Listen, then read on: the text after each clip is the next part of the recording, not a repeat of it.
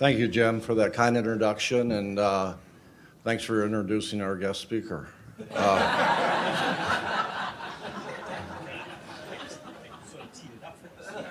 No, I think all of you get a flavor for the great work the New England Council does, bringing Washington to New England, and I tell you, Jim and his team do a phenomenal job bringing the right people at the right time. So thank you, Jim. It is my pleasure to welcome the Governor of the Commonwealth.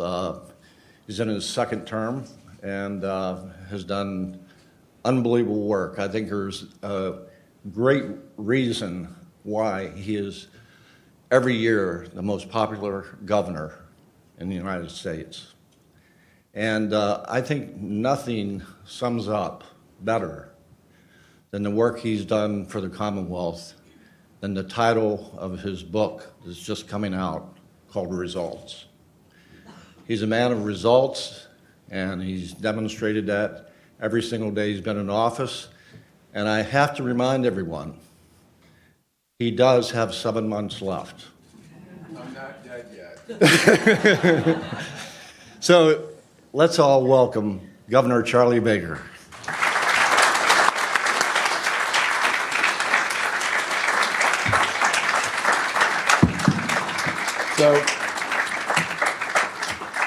So I do have to laugh. I'm finding that I'm being introduced these days in the past tense, which is actually a little nerve-wracking, but I suspect the closer we get to January, the more it's going to sound that way. First of all, I want to thank you all for coming out this morning, braving the weather. And by the way, the traffic. We finally have traffic again. I never thought I'd be so happy to see cars on the road. And I certainly thank the council for all of its work and its leadership over the course of many years, dating all the way back to my first job, which, when I think about it, that really was a very long time ago.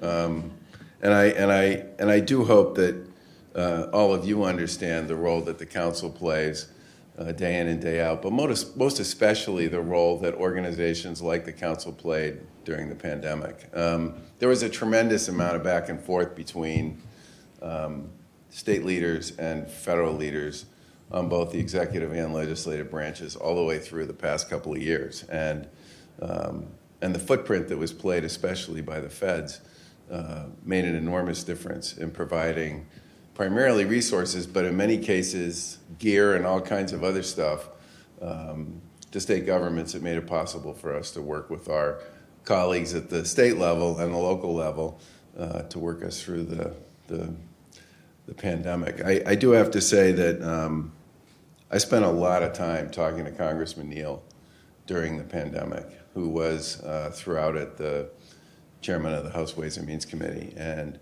the role that he played. I don't know how many times he gets in front of this audience, but the role that he played on so many issues was monumental in helping us help you and help many others here in the Commonwealth and across New England and across the country. I also just want to say that we've done a pretty decent job here in Massachusetts, thanks to many of you in the room and many others, in bouncing back. If you look at the current state of our labor force participation rate, for example, it's basically where it was before the pandemic.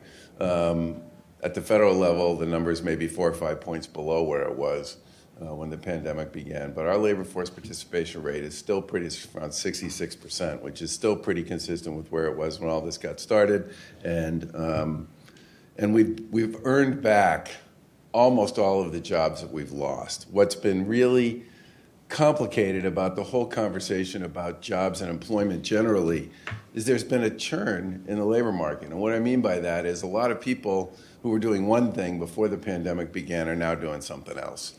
And the rising cost of everything, along with rising wages, which, by the way, are not rising as fast as the cost of most goods and services are rising, means people are moving. They're moving around a lot more than they might normally move around. And the reason they're moving around is because there are other opportunities for them that are available where they can make more or it works better for them. But that is being driven to some extent by the fact that we are currently in a period where we have much higher inflation than we've had historically, or at least for the last 20 or 30 years. And I think you're going to continue to see some of that churn in the economy on a go-forward basis. And it's going to be an especially significant issue for what I think of as places of work where people have to go to work. That is going to be, I think, this whole issue about how to think about in and out of the office is going to be one of the major challenges for policymakers and for employers coming out of the pandemic. And we actually hired McKinsey. I get my dates don't work really anymore because the pandemic just feels like one day. But I think it was in the spring of 21, probably the winter of 21, we hired McKinsey to do a study on kind of the future of work. And it came out about this time last year. And there was a lot of interesting stuff in it. But one of the more interesting pieces to me was it basically said this whole question about how and where people work, while it is a TBD in many respects, their report said it's almost impossible to assume that everything's going to go back to the way it was. They made some very aggressive assumptions about the fact that they felt that that hybrid and work from home were going to be a big part of the future. Now, they don't have to be half of what everybody does. They don't even have to be a third. But if it's 25% of what everybody does, the consequences of that are pretty significant in a lot of ways. And I'll talk more about that in a second. But for me, anyway, that report and a lot of the information that was available in it then led to a series of proposals that we made around this time last year to the legislature here in Massachusetts about how to put some of the federal resources to work to deal with some of the consequences of the changing nature of work and what it would mean here in Massachusetts. There were some other issues that were raised in that report. One of the big ones was the cost of housing, that if we're going to live in a world where remote work is far more prevalent than it was before, and where you live and where you work aren't necessarily as tied closely together as they have been historically, then if you have really high housing costs, that has consequences for how your labor market's going to develop, and a whole series of. It also raises interesting issues around how you manage childcare for people, because folks aren't really going to be going to the same place for 5 days every week for the same number of hours. How do you figure out what your childcare model is going to look like to make sure that you can support families that have young kids? I mean, there was just a lot of interesting material in that report, and while it's all still playing out, I think one of the major sort of fundamental facts about the report itself and about the aftermath of the pandemic is things were not going to go back to the way they were before the pandemic. And I think in some ways we're still working our way through that, but that's a big part of what I think sort of rests in front of us, and we really ought to be thinking as policymakers about how to incorporate that into the way we make decisions. And therefore, with respect to that, we have several pieces of legislation that are currently pending before our legislature. They are all designed in many respects to do three things. Number one, make us more competitive, given the changing nature of work and the ability for people to live and work in a lot of different places. Number two, to put federal resources to work now, because the cost of $1 today is less than it's going to be for the cost of $1 next year or the year after or the year after. And number three, to make some investments that accept the fact that we are living in a different time, and the different time we live in has consequences that we need to address. And I won't get into the weeds on this stuff, but I do want to talk a little bit about it at a sort of conceptual level, because I think it's important for you to hear. First of all, we've put significant resources in front of the legislature on housing. We put a $1 billion proposal in front of the legislature last year and got a few $100 million back. And we have significant housing resources proposed in front of them again, some of which I believe will find its way back to us before the end of the session on July 31st. The reason for that is twofold. Number one, we do not have enough of any kind of housing you can think of here in the Commonwealth of Mass. We don't have enough senior housing. We don't have enough supported housing. We don't have enough workforce housing. We don't have enough affordable housing. We don't have enough downtown housing. We don't have enough. I mean, it is perhaps the existential threat to the future of Massachusetts. When you have situations and circumstances like the one we had with Amazon, where we were, and this was pre-pandemic, where we were one of 4 or 5 states they were seriously considering coming to, and they came and they did their tour and they looked around and they talked to a bunch of people, and when they left, they said, you don't really have much of a housing pipeline, and you don't have enough housing, and your housing's really expensive. And I thought, wow, well, they must be going to some place like Atlanta. And then they chose to go to New York City, which no one thinks of as a, quote, low-cost housing market. And then after the New York City thing didn't work out, they went to the metropolitan Washington, D.C. area. Another very expensive housing market, but one of which you could see where the production was going to come from and the opportunity to continue to build housing as that region grew was there. And that was before the pandemic. I would argue our situation here in Massachusetts is probably more acute now than it was then.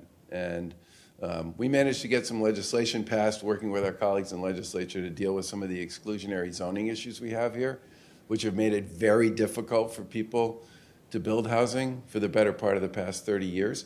I think that will help, but we clearly need to understand and focus on more housing of all kinds if we are going to be a competitive place for people to think about, locating a company, growing a company, and building a future here going forward. The second big piece we put before the legislature last year, and we have another piece back in front of them this year, was around downtown development. Downtowns are not going to work the same way post-pandemic as they did pre-pandemic. And our view on this one is that downtowns are going to have to become much more residential. They're going to have to be more residential than they are today. Today, they're driven mostly by what I would describe as commercial traffic. There will still be significant commercial traffic in downtowns, just not as much as there was. And there may, in fact, actually be more downtown traffic and commercial traffic in some of the outlying downtowns than we've seen historically, as people might choose to work a little closer to home than they did before. But there's definitely going to be a requirement that the state assists cities and towns and private developers in turning some commercial space into residential space to create the vibrancy, the foot traffic, and all the rest that makes a downtown what a downtown is supposed to be. And we proposed hundreds of millions of dollars on this in the spring, right around now, of 21, which for a bunch of reasons didn't pass muster with the legislature. There are significant resources currently pending before the legislature to do this now. I really think it's important for everybody to understand how important it is that we take into consideration that if you're not going to have 1 million people coming into Boston or a whole ton of people coming into Cambridge, I mean, if that's not going to be the case, the vibrancy has to come from somewhere. And the way to think about this is by incorporating a residential mixed-use plan into the way you think about downtowns going forward. The third thing I want to speak to on this one is the whole issue associated with how we deal with childcare. And on this one, I think there's a lot of back and forth going on between the community and the legislature and us about how to put significant federal resources to work on this. But our view is, in the end, we may end up with a system where some of it operates as it did before, but where some of it needs to literally be in 2 places.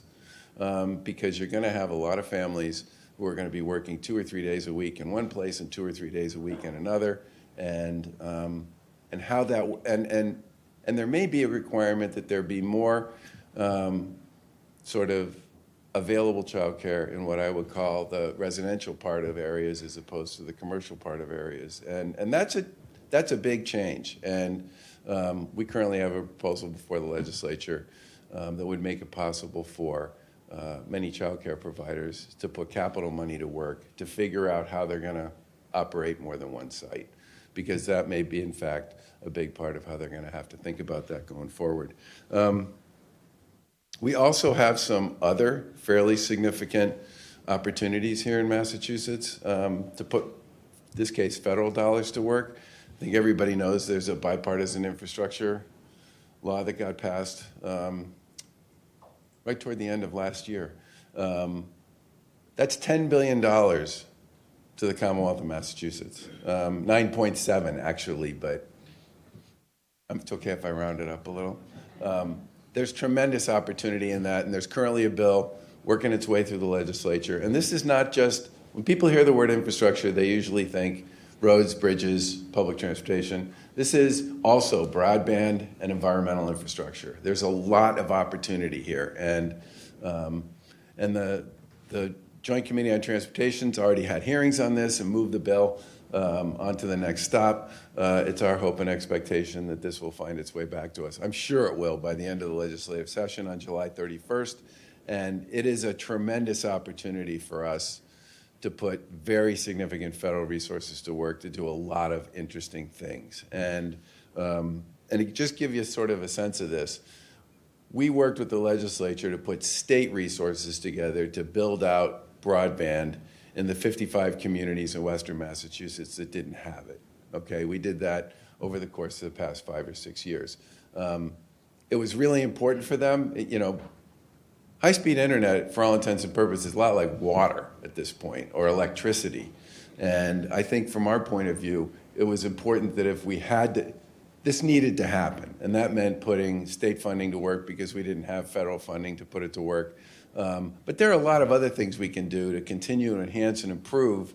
And by the way, I'm so glad we did that because during the pandemic, the vast majority of those communities actually had access to high-speed internet service, which made a really big difference if you think about the way everybody was living and working during the course of that time. But there are significant opportunities in this legislation to put significant federal resources to work to do the same thing and to continue to build on the platform we already have here in Massachusetts. And that is going to be critically important for everybody in terms of how they work and play going forward. We'll also have an opportunity to do something people have talked about doing forever, which is replacing the Cape Cod bridges. That, by the way, won't happen like that. That's going to be a really long, complicated process. But the good news on this is we've been talking to the federal government about this for the better part of the past 5 years. They agree that those bridges have outlived their useful life, that the continued efforts that they need to make to repair them are sort of coming to an end. And we signed a memorandum of agreement about 3 years ago with the Army Corps. The Army Corps actually built and manages and maintains those bridges, which most people are surprised to learn. But the reason for that is because the reason those bridges exist is because of the canal, which was a federal Army Corps project. And so they don't have a lot of bridges in their portfolio. So for them, it's kind of a gnawing burr in the saddle. And so we said several years ago, so I'll tell you what, if you work with the DOT in DC to come up with a plan to replace the Cape Cod bridges, we will pay for and build the connective entities on either side of the canal for both bridges. And then if you build new ones, you can transfer them to us and we'll worry about maintaining them going forward. And that was the deal we made several years ago. And this bipartisan infrastructure law makes it possible for us to fund this proposal. And the Army Corps and our DOT submitted their proposal to DOT to do this work on the Cape Cod bridges about 3 weeks ago. And the funding for it is in the bipartisan infrastructure law and in the bill we currently have pending before the legislature. And when I was in DC to talk to Mitch Landrieu, who runs the sort of follow-up and execution on the bipartisan infrastructure law for the Biden administration, he knew all about this project, which means our delegation is doing a heck of a job of making sure that Mitch knows about stuff like this. And I think we're likely to see a decision made by the feds about that one before the end of the year. And that would be a terrific piece of sort of success going forward, or sort of a first step in implementing all the opportunities associated with that law. There's also very significant resources for environmental infrastructure. Now, I'm a total nerdnik about this environmental piece. It is, no one sees a lot of this stuff until it doesn't work. But we have, I'm almost afraid to say this, we have thousands of culverts in Massachusetts, okay? Now, culverts aren't exactly the thing that generates votes. But, because they're invisible, right? But almost all of them were built in a very different time. And many of them fail on a regular basis these days because we have far more storms, and the storms we have are far more intense than the ones we used to have. We need to fix those. In addition to the culverts, we have lots and lots of so-called CSOs, combined sewer overflows, which every time it rains a lot, spew sewage into major bodies of water. Those are things we now have the resources to fix. And we've filed this several times. I'm hoping that the third time's the charm with the legislature. And this is the sort of work that is made possible by these federal resources. And I really do hope that a big piece of this work gets done going forward, because those environmental issues aren't going away. And this is a once-in-a-lifetime opportunity to do something about them, and we should take full advantage of it. There's also a significant amount of federal resource to put into bridges. And who here in Massachusetts thinks all our bridges are like in perfect condition and don't need any work? Huge resources there. We had already worked with the legislature to do another accelerated bridge program here in Massachusetts. The bipartisan infrastructure law literally puts that on steroids. I think you can expect to see literally hundreds, dozens definitely, hundreds probably, of bridges being repaired and reinvested in as we go forward because of the bipartisan infrastructure law and the work that was done to tee the whole thing up. The two final things I want to mention, and I'll be happy to take questions, because the economy's come back and because of the success of many of the people in this room and others, we have a lot of revenue here in Massachusetts. We've been overperforming to a level, I now have spent 16 years in state government. I worked for Bill Weld and Paul Cellucci in the 90s. I've done 16 budgets, basically. I've never seen a situation like this with tax revenue, where literally in 1 month, in the month of April, our tax revenue numbers came in $1 billion over estimate. Over estimate. 1 month. We're currently running about $4 or $5 billion ahead of projections for the year. I mean, the numbers are just crazy. But we also live in a time when many of our citizens are dealing with enormous increases in the cost of everything: the cost of gas, the cost of rent, the cost of housing, the cost of groceries. I mean, name it. And we made a proposal back in January that had 6 or 7 elements in it to basically give some of that success on the financial side back to the taxpayers. Do something about the fact that we are the only state in America that has an estate tax that starts from first dollar and kicks in at $1 million. The only one. Oregon also has a $1 million threshold, but their $1 million threshold, the tax doesn't actually start until you get over $1 million. There are only 16 or 17 states that even have an estate tax at this point. And there are a lot of Democrats, as well as Republicans in the Massachusetts legislature, who know this is a problem and want to do something about it. So we made a proposal to make our estate tax a little more competitive with other states. But we also made proposals to deal with the real consequences of the inflation that a lot of regular people are facing. Jack up and significantly increase the rental deduction for people here in Massachusetts. There's almost 1 million people in Massachusetts who rent. They don't get much tax benefit from that at the state level. To continue to increase what I think of as the no tax status for the lowest income taxpayers in Massachusetts. There are a bunch of people in Massachusetts who don't pay federal taxes because they don't make enough to hit the federal no tax number, but they do make enough in Massachusetts to get taxed. I mean, we have people who make like $20,000 who are paying state taxes but aren't paying federal taxes. So our proposal is to take the federal tax, no tax status numbers and apply them across the board so that the lowest income taxpayers in Massachusetts would get a tax break. We also included an increase in the circuit breaker for seniors on property taxes. And we also added a significant increase in the dependent tax credit, dependent care tax credit, because there are so many people who are out there taking care of kids, parents, family members, as a result and in the aftermath of the pandemic, that we thought it was helpful to put resources to people so that they can take advantage of those resources to deal with the significant issues that many of them face in their own families. You put the whole package together, it's $700 million. $700 million, by the way, is less than half of the tax overage that we collected in the month of April. This is an eminently affordable package, and it's targeted and directed at a lot of the folks who could really use the help and will significantly improve our competitive. And by the way, all of those proposals, in one form or another, have been proposed by Democrats and Republicans in the state legislature at some point during this session.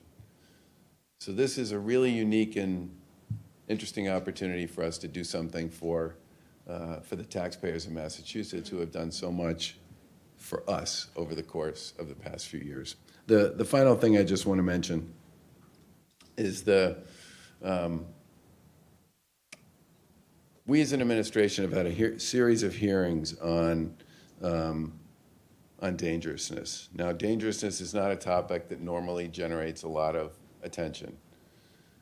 But this legislation was basically designed to do one thing: to give the courts the ability to have a hearing on whether or not someone who has been charged with a crime should be held until trial for certain crimes, like beating up your wife or your girlfriend, or sexually assaulting a child, or being charged with child trafficking. In Massachusetts, many of those crimes don't permit the courts to even hold a hearing to determine if that person should be held until trial. Now, we started doing these hearings because a number of folks, we filed this legislation years ago, because a number of folks in the domestic violence community came to us and said, you know, most of the victims of domestic violence are people who know the person who's abused them. And when those people are out, a lot of these people refuse to go to the authorities to even say that they've been assaulted, because they know the impact of doing that will just be more of the same. So they say nothing.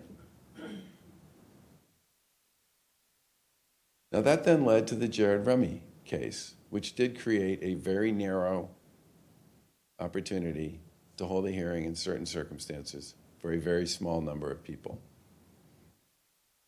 But it's literally a situation where the opportunity is this big, but the number of circumstances into which people are victimized is this big. And all we proposed was to expand. We've been arguing for this for 6 years, was to expand the aperture a bit to get some additional crimes into this category. Now, I remain hopeful that one way or another this will get done by the end of this legislative session. And the reason I say that is because, having met with victims and survivors across the Commonwealth for the better part of this calendar year, the stories they tell are so horrific and so tragic and so terrifying that they, I believe, will move people to recognize and understand that something's got to give here. And for a state that's as progressive as Massachusetts professes to be, to leave such a giant loophole in our existing statutes so that these people can be victimized and assaulted and abused again and again and again and again doesn't make any sense to me. And with that, I will just stop and say I've really enjoyed the opportunity to spend time with you all, either in these forums or some of the smaller ones. I have found the opportunity to serve to be, well, let's just say you never really know what's coming from one day to the next. And I really do hope that between now and the end of the legislative session, we put a lot of these dollars that are available to work, because every single thing we're proposing to put money to work on is going to cost more next quarter, more the quarter after that, more the quarter after that, and more the quarter after that. The Cape Cod Bridge project is as good an example of that as any. That was a $3 billion project for a really long time. Now it's a $4 billion project. And if you look at what's happening to almost every project that's in the ground, and the bids that are coming in right now for a whole variety of existing work that's done in the housing or transportation space, almost all of it is coming in at bid points that are significantly above where they were previously. And there's a reason for that. And the best way to deal with that is to get to work today so that we end up with what I would describe as the best possible price. We put this off for 2 or 3 years, and all that's really going to happen is it's all going to cost way more than it costs today. And with that, I'm happy to take a couple of questions. Time do you have? You have a couple of minutes? Sure. Okay, great. We have a couple of minutes to ask questions of the governor. If I could just ask the first question, Governor. Yesterday I was in Washington, and I had the opportunity to listen to the administrator of DEA, and she was meeting with business leaders from New Hampshire. And she said, I just want to let you know that your state in the last year has the highest rate ever of overdose with fentanyl and cocaine. And we now read Massachusetts is also seeing that. The state's response to the spike that you're seeing here. So there's a couple things going on there. One of them is the incredible dislocation and isolation that came with the pandemic had a tremendously negative impact on people generally. But you add to that the impact it had on, I mean, remember, a lot of the work that's done in treatment around addiction generally is close quarters, right? It's face-to-face. You can do some things in this space virtually, but part of what makes those programs work is the constant ongoing face-to-face support for the people you're serving and treating. And almost everybody in the addiction space either had to dramatically change or significantly reduce their capacity to serve people during the pandemic.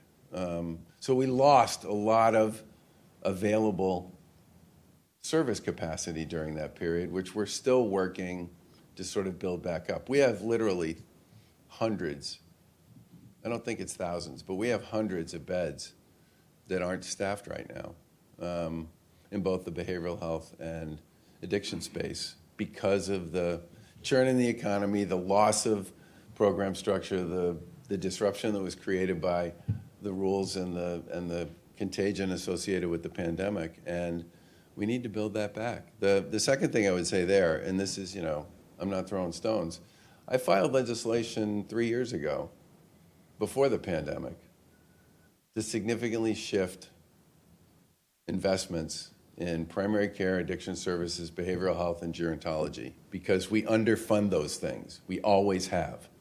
We've underfunded them for decades. And the reason I did it was because we underfund those things, and then we complain that there's not enough of them. And that legislation obviously got lost in the pandemic. I filed it again at the beginning of this legislative session because we still need to do something like that if we really want to get our arms around this stuff. And at least at this point, there are rules and therapies and vaccines and all sorts of things to help people do the face-to-face work that's so important. This is time-based services. time-based services. We pay a lot for technology, and as a result, we have a very technologically sophisticated healthcare system. We don't pay for time the way we pay for technology. And I've been saying for a long time that we need to pay more for time.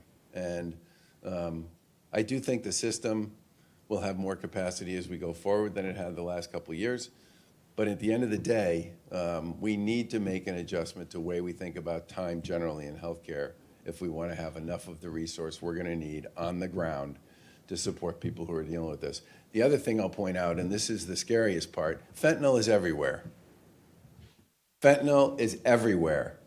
You know, when I took office, fentanyl wasn't really even part of the conversation. But by the end of the first 4 years of our administration, fentanyl had gone from being not really present much at all to being present in about 70% of all overdose deaths. Now it's present in basically 100%. And I spoke at a healthcare conference last week where a mental health counselor from California showed me a document. She deals with adolescents. She showed me a document they had just sent out as kind of a bulletin to a lot of the folks in the adolescent mental health space, that there was now available, and this was in LA County, I think, a significant amount of fentanyl-laced ecstasy, which they wanted to let all of their counselors know so that they could communicate this message to a lot of the people, the young people that they were dealing with. Fentanyl is, it's cheap, it's easy to make, and it's everywhere, and it's deadly. And I think that makes the whole challenge associated with it. And if you're getting to the point where people are literally lacing ecstasy with this stuff, we're in a whole nother space when it comes to overdoses generally. And Catherine D'Amato of the Greater Boston Food Bank came out with a study and said a third of adults face food insecurity. I mean, a third, that's like 1.8 million people.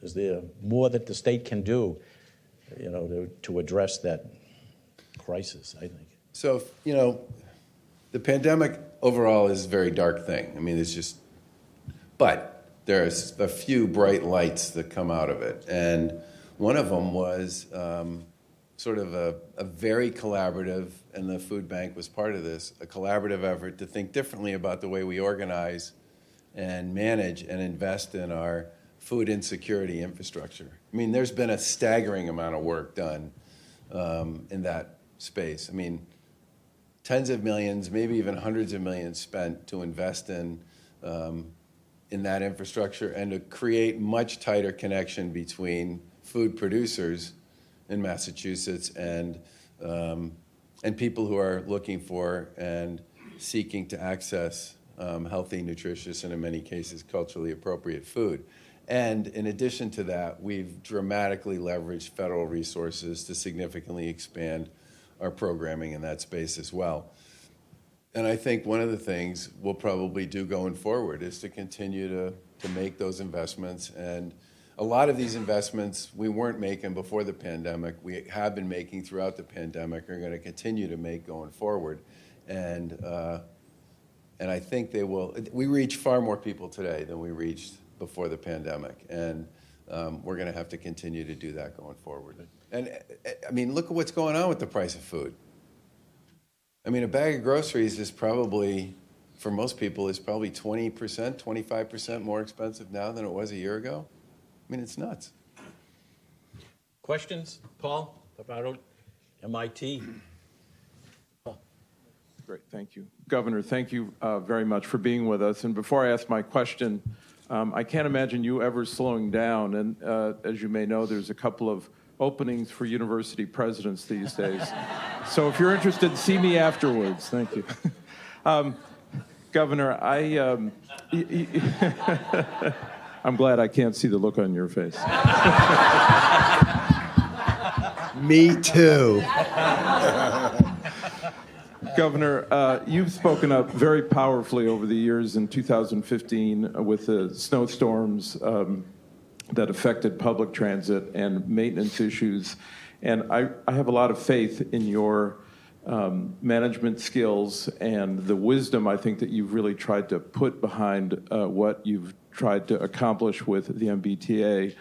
I wonder if there are any pearls of wisdom or ideas that you would leave us with as you move out of the governor's office As we think about safety issues and maintenance and new projects for public transit, what are some smart ways that we can look ahead and have faith that our public transit system will be one that we can rely on? Thank you very much. So I said when I took office that, we had like a $12 billion state of good repair backlog. $12 billion to most people is just a number, all right? But when it comes to a public transportation system that literally had not invested in its core infrastructure for decades, it's much more than that. It's electronics, it's signals, it's switches, it's tracks, it's everything.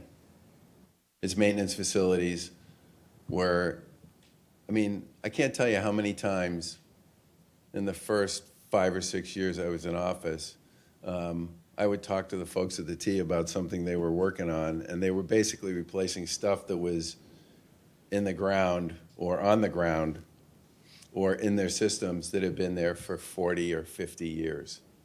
And we've spent roughly $8 billion on that core system. And I said at the time, I said, look, the reason people don't make those investments is because there's no political return. There is no political, it's like culverts, okay? There's no political return in replacing tracks or replacing third rail, of which we did all of the above ground third rail after the snowstorms in 2015, because they all broke because they were old, and I won't get into the details on that.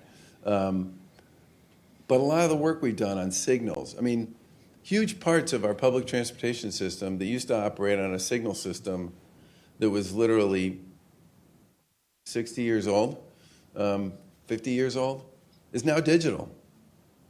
And the rest of it will be digital over the course of the next year or so. No one sees that. And so no one gets any political benefit from it. And so what I hear all the time from people is, well, what did you actually do? And the answer is a lot of the modernization work that's been done on the T, no one sees. So my first point is, don't stop. Everybody wants to chase the shiny ball. I get it. And you don't get any credit from anyone for making the investments that we've made to modernize the system. But it's the modernizing of the system that makes it safer. I can't emphasize this enough. There's no political benefit in this. I said at the time we were going to do it because it was the right thing to do, and I knew we'd get no political benefit. I had no idea at the time what that actually meant.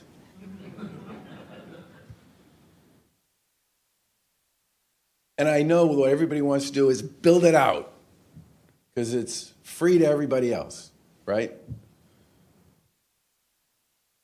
The system still needs to invest in its core infrastructure. We've done a ton of work in this space, far more in the past 7 or 8 years than in any 7 or 8 year period ever. But people need to continue to invest in modernizing the system, because that's where you get the reliability, the safety, and all the other pieces that come with it. The second thing is to continue to invest in what I would describe as the processes and procedures associated with, again, not something that's very sexy, that make the thing work the way it's supposed to work and people to perform the way they're supposed to perform. And I think in some ways that too isn't particularly sexy, but it's the sort of thing that at the end of the day gives you a system that performs the way it's supposed to perform. Now, the interesting thing about this is there was no positive train control on the commuter rail when we took office, and no plan, and nothing in the budget for it. Basically, there's positive train control for the trains, the tracks, and the intermediaries who use the system now across the commuter rail system. That was our first focus, because there was nothing. And those trains go pretty fast. Again, hundreds of millions of dollars, really important to the safety of the commuter rail system. How many people in this room knew that we were spending money on positive train control? Thank you, Paul. You're my man. But the biggest challenge in this is to be willing to do the stuff you don't get credit for. And if people are willing to do the stuff they don't get credit for, the system will get and be safer and better going forward. I'm going to die on that hill, I'm telling you. Other questions for the governor? Yes, sir. Would you talk about the attractiveness of New England and Boston? Sports teams are a big part of it, and I know there's a bill pending in the legislature, and we'd like to keep people in the local area who want to engage and put their intuition of who's going to win a game on the line. And I wondered about your thoughts. Or who's going to hit a free throw. But I wondered if you could speak to what your thoughts are on the pending legislation tied to the sports betting. We filed legislation on this right after the Supreme Court decision, and we basically just took it from the New Jersey. New Jersey was first. We took it from them, and at this point, that was probably 18. There's now obviously a number of states in New England that have legalized sports betting, and there are a bunch of states around the country that have. And there is a conference committee that's currently meeting on this issue. And, the legislature has a lot of stuff in front of it between now and the end of the year, so it's hard to tell which pieces are going to find their way through to the end. I certainly hope this one does, because there are a lot of people who literally just drive across the border to states in either direction from us and bet on all kinds of things. And it's the type of thing that I would rather have happening on an explicit basis above the ground than on an implicit basis below the ground. I mean, there's still a ton. If you don't legalize it, you're still going to have a ton of illegal activity. It's like the debate we had about marijuana, right? There's still going to be a ton. People are going to bet, right? Some of them will go to New Hampshire. Some of them will go to Rhode Island. Some of them will go somewhere else. Or some of them will just continue to play the game underground and not bet in a legal, above-ground way at all. And I think the sports betting thing, to me, given both the intensity of the interest in sports generally around here and the amount of opportunity that's attached to it, and the number of companies that are part of that world. I mean, DraftKings, Massachusetts-based company, whose employees they can play fantasy stuff, but they can't bet on sports in the state in which the company is located. I think and there are going to be a ton of other industries that come out of this. A lot of the capabilities and the techniques and the technology that makes the sports betting stuff work, it's basically Fintech, okay? And we have a pretty big Fintech infrastructure here to begin with, and I don't know why we wouldn't want to continue to grow it, because the people who do that work will find their way into other kinds of organizations and operations as well. And Fintech is a booming sector. So for that reason as well, I'd just like to see the bill get passed and have here the same thing we already have in many states around the Northeast anyway. Governor, in your 7.5 years in the office, as you reflect, I'm sure. Not dead yet, Jim. Not dead yet. I know that. But what would you say right up to now, your greatest accomplishment, as well as your major disappointment? I am really not going to answer that question until I'm done, because you just don't know. I will say this, and this will sound a little corny, But I do think one of the most significant accomplishments of our administration has been to keep the focus on the work and on the issues and on the policies and the practices and the performance and not on the politics. Okay? I mean, that's a bad road, and you can see what it looks like when people start running down that one. And we've tried pretty hard to maintain what I would describe for 7.5 years as a focus on the work. And that makes us boring and not that interesting, and I'm okay with that.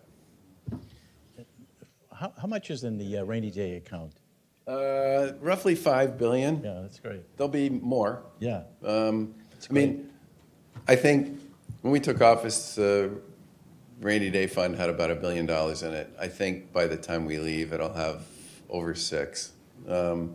And the rating agencies want to see somewhere around 12 to 15% of tax revenue in a rainy day fund, because the hit you usually take in a really heavy downturn is somewhere around 10 to 15% on tax revenue. So we will definitely be at or above whatever the biggest or best standard is with regard to a rainy day account. Good. Young lady here, and then somebody over here. Do you want to just wait for the microphone? Good morning, all. Hey, Gov, good to see you, and thanks for your remarks. They're practical, as always, and appreciate it. So, Practical is another word for dull. no, it's all good shit. Retired 14 months. So, a year from now, paint a picture in the life of Charlie and Lauren Baker. Why is everybody so interested in 'Cause what happens to me when I'm gone?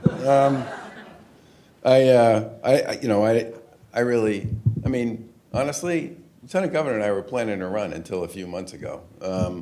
So I had not spent a lot of time thinking about what my future might look like. I will say this: I'm not gonna go away quietly, and I'm certainly not gonna. I am not gonna retire. And my wife would never let me retire. That would cause all kinds of issues. So I think I'll end up doing a bunch of different things, and then some of them will be related to government, and some of them will be related to sort of traditional private sector type stuff. Was there a question over here? There was, I See thought, it, yeah. First, look like you've been hitting the gym. You look good. Second question, how do you get more elected officials to be selfless and do the right things for really the business of Massachusetts, right? So I think that's one of the biggest obstacles, right? Do the boring stuff. Do the things that make sense to have the environment continue to grow. So, that's a really good question, because the best way I can answer it is to say that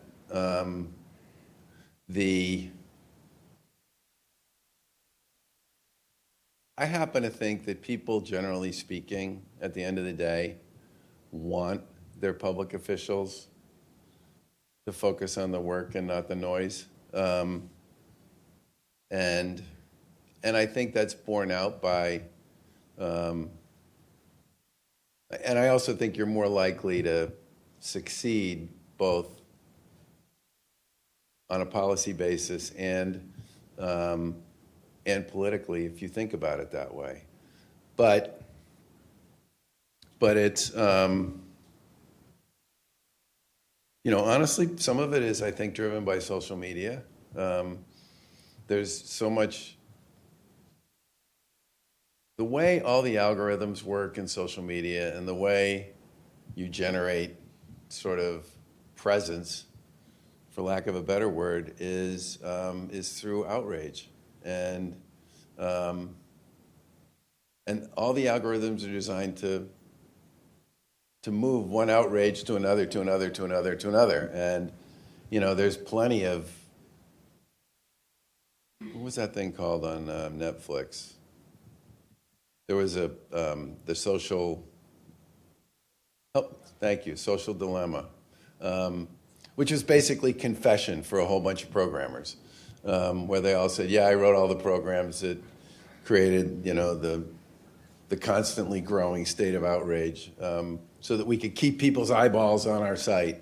And I just think, I think the most important, and everybody thinks that's where the world is, right? And so they want to be in that world, and they want to, I haven't tweeted anything in like 6 years. I post stuff on my personal Facebook page once in a while, usually about something that's personal. So I have no social media presence other than my official site, which is just about the work. I am admittedly not all that interesting as an interview, and I think productive conflict is important and useful. Unproductive conflict just chews up time that could be spent on other things. And as Bob said in his introductory remarks, people in Massachusetts seem to think that's okay. I mean, I don't understand a lot of the disconnect between doing the work and focusing on the job and your ability to be politically successful. They seem pretty clear to me, right? But if you think the name of the game is presence and clicks and all the rest, you're going to play it differently than we do, that's for sure. But I don't necessarily believe that that's the path to the hearts and minds of the people you're supposed to be serving. Jim Cassetta, Work Inc. Governor. As you know, the human service Neighbor, neighbor. Good morning, neighbor and governor. The human service sector in Massachusetts is the largest portion of your budget, and I want to thank you for your relentless support of our sector since you became governor. And also thank you for the $220 million you added to the budget for Chapter 257, which would give our direct service professionals, 150,000 of them across the Commonwealth, a modest wage increase. We asked for another $380 million, and the legislature is balking at that. That would give our folks $20 an hour. We're losing staff around 3 or 4 a week to go to Kohl's or Marshall's or TJ Maxx, making Amazon making $20 to $25 an hour. These folks care for the hundreds of thousands of individuals with disabilities across Massachusetts. What would you suggest we do to get those raises up to around $20 an hour, which in my opinion is modest? It's less than 1/2 of the surplus that the state generated in May, $380 million more.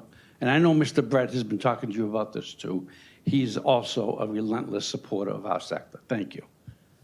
So this is, the point that Jim is making here is a good one. Chapter 257 was passed a long time ago, like 2000 and I'm going to say like 2006, 2007. And the point behind Chapter 257 was to require the state to incorporate the increase in sort of cost of living and wages into the wage-generated rates for health and human service providers who take care of people with developmental disabilities, mental health issues, seniors. I mean, they really do enormous amount of work for. The reason their budget is so big is because there are a lot of people in Massachusetts who benefit from the work they do. And when we took office in 2015, they had a lawsuit pending with the Commonwealth because the Commonwealth had not been owning up to its statutory requirement under 257. So we lived up to that requirement. We got rid of the lawsuit, and we've been pretty aggressive about financing and supporting and building into our budget the cost of living issues that are associated with what Jim was just talking about. But we're now at a point in time where we have, as I said in the beginning of my remarks, this churn in the economy as inflation is driving people away from one job and into another because they can make more doing something else. And these jobs are hard, the jobs that Jim is talking about. The people they take care of need a lot of help. And what he and his folks are saying is that there's a market dynamic at work here where unless they can find a way to pay at a rate that's consistent with what people can make doing other things that in some cases would be simpler and easier to do, they're going to have a hard time staffing their programs. And this is certainly one of the things that we're going to be talking to and working with the legislature on between now and the end of the session. And for those of you who are in this audience who have family members who are served by these programs, you should really consider reaching out because to your own legislators on this, because there will be a lot of folks, there are a lot of folks who are trying to figure out how to put that surplus to work, and this is certainly a worthy way to support not just the organizations that Jim and Jim, both Jims, have been part of for years, but the people that they serve, which is the most important part. John Statler, did you have a question?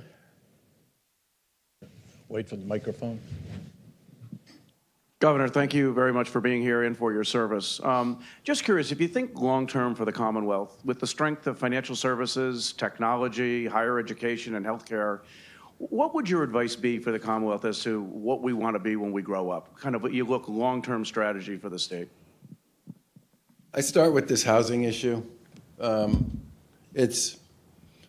If you were to say to me, like, what do I worry about the most? I worry about the housing piece because 20 and 30-year-olds who have a lot of options and is where the next generation of people are going to come from, if they can live in, pick it, North Carolina, South Carolina, Georgia. I mean, Atlanta's a pretty nice place. Atlanta builds more housing every year. The greater metro Atlanta region builds more housing every year than we do. And they've been doing it for a long time. And you can get a really nice house there in a really nice neighborhood for about $300,000. And I don't think we necessarily appreciate just how out of whack we are competitively on housing. I mean, and the risk of repeating what I already said, in 1980, we were right in the middle of the pack in terms of our housing costs. Our average housing cost in Massachusetts was right in the middle of the pack nationally. We're now number 1, 2, or 3, depending upon the list. Sometimes it's California, sometimes it's us. But we are one of the most expensive housing markets in the country. And for young people in particular who want to buy a home, create a life, raise a family, it's hard to do here. And so that would be point number 1. Point number 2 would be we need to understand that a lot of people during the pandemic moved from high-tax states to low-tax states. Now, we're a relatively speaking lower-tax state than we get credit for. We're certainly a lower-tax state than New York. We're a lower-tax state than California. There's a bunch of what we think of as states like us where we actually are a lower-tax state, relatively speaking, compared to some of the higher-tax states. It's an interesting way to put it, but I do worry about us putting ourselves in a position going forward where we aren't competitive enough with a lot of those places. And you add in the cost of housing and some of these other issues. And I mean, I can't tell you how many folks I talked to over the course of the last 7.5 years who moved their operation from California to Massachusetts, right? And they said one of the reasons they moved was because we were a lower cost, lower tax state than California.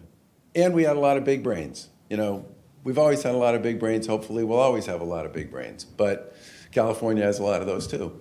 But we need to recognize and understand that people have figured out they can live and work in a lot of places. And that mobility is going to be a big challenge for us, which is why dealing with this housing issue and our competitive position generally, the reason a whole bunch of Democrats support doing something about the estate tax is because they've watched constituents leave and move to states that don't have an estate tax. Now, since there are only 16 states that have an estate tax, there are a lot of options available to people on this one.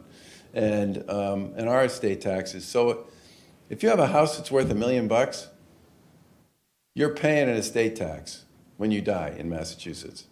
Now, there are a lot of people who spent 30 years paying off their house, and it's now worth $1 million. And what their kids are going to get out of that house when they die, especially if they want to keep it, is just a big tax bill from us that they're going to have to write a check for. It doesn't work that way anywhere else in the country.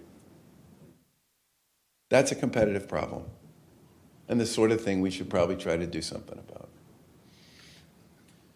I'm going to get yanked here, I think. No, I know. Yeah, we have a couple of minutes for a photo with the governor, but his time is limited, so we'll try to do as many as we can. I was going to ask you about the Celtics. In what 6? We're going to. So the most important thing you need to know about the Celtics is 2 of the most important playoff games they lost at home. I was at both of them. So I am not going to any of the finals games, which I think will work really well for the team in green. And obviously they looked great last night. So 2 more, and then we have a parade. I just want to acknowledge the presence of a good friend of ours, Robert Lewis Jr., who's the newly elected president of the Boys and Girls Club. the Boys and Girls Club of Greater Boston. A great appointment, to say the least, and we know he's going to do very, very well. Robert. That's it.